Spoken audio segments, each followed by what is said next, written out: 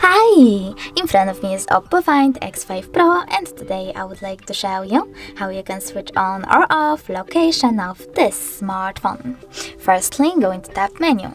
Now look for location icon, and when you find it, click on it.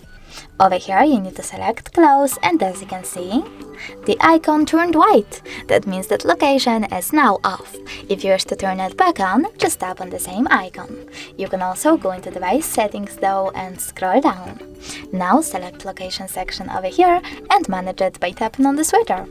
Thanks so much for watching. If you enjoyed this video, leave a like, comment and don't forget to subscribe. Bye!